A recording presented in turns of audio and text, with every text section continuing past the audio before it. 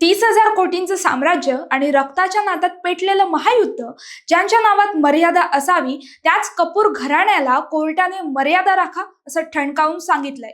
उद्योगपती संजय कपूरच्या संपत्तीवरून सून विरुद्ध नणंद आणि सासू असा वाद रंगलाय.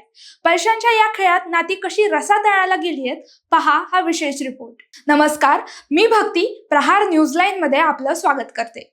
दिवंगत उद्योगपती संजय कपूर यांच्या निधनानंतर त्यांच्या 30,000 कोटींच्या अफाट साम्राज्यावर ताबा मिळवण्यासाठी कपूर कुटुंबात यादवी माजली. दिल्ली उच्च न्यायालयात सुरू असलेल्या एका सुनावणीत मंगळवारी एक वेगळाच ड्रामा पाहायला मिळाला. न्यायमूर्ती मिनी पुष्करना यांनी संजय कपूर यांची पत्नी प्रिया सचदेव कपूर आणि बहीण मंदिरा कपूर यांना अत्यंत कडक शब्दात सुनावलंय. दोन्ही पक्षांनी सन्मानानं वागावं आणि एकमेकींविरुद्ध जाहीर विधानं टाळावीत अशा शब्दात कोर्टाने त्यांची कानउघडणी केली आहे. प्रिया कपूर यांनी आपल्या नणंदेविरुद्ध 20 कोटी रुपयांच्या मानहानीचा दावा केलाय. त्यावर कोर्टाने मंदिरा यांना 5 आठवड्यात उत्तर देण्याचे आदेश दिले. हा वाद केवळ पैशांचा नाही, तर भारत, अमेरिका, चीन आणि मेक्सिको मध्ये पसरलेल्या ऑटोमोटिव्ह साम्राज्याचा आहे. संजयचा पगार हा 60 कोटी असताना त्याच्याकडे केवळ 1.7 कोटींची रोकड कशी? प्रियाने संपत्ती लपवली आहे असे आरोप सासू राणी कपूर यांनी सुनेवर केले आहेत. प्रियाने फॅमिली ट्रस्टची कागदपत्र फसवणुकीने स्वाक्षरी करून घेतली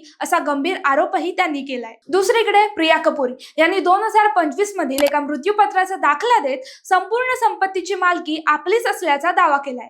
तसेच संजय कपूरची दुसरी पत्नी आणि अभिनेत्री करिश्मा कपूर यांची मुलं कियान आणि समायरा यांनीही या वादात उडी घेतलीय. प्रिया कपूर यांनी सादर केलेलं मृत्यूपत्र बनावट असल्याचं त्यांनी म्हटलंय. पोलो खेळण्यासाठी वापरले जाणारे महागडे घोडे, ऑडोमर्स पिगुएट आणि रोलेक्स यांसारखी महागडी घड्याळं तसंच अन्य मौल्यवान वस्तूंचा कोर्टात सादर करण्यात आलेल्या यादीत समावेश नसल्याचा आरोपही मुलांनी केलाय. एकूणच 30,000 कोटींचा हा आकडा कोणाचं नशीब उघडणार आणि कोणाची नाती कायमची तोडणार, विलमधला हा खेळ आता कोणतं नवं वळण घेणार, याकडे सर्वांचं लक्ष लागलंय. मात्र एक खरं आहे की पैशांच्या मोहापायी रक्ताची नाती जेव्हा कोर्टाच्या पायऱ्या चढतात, तेव्हा विजय कोणाचाही झाला तरी पराभव मात्र माणुसकीचाच होतो.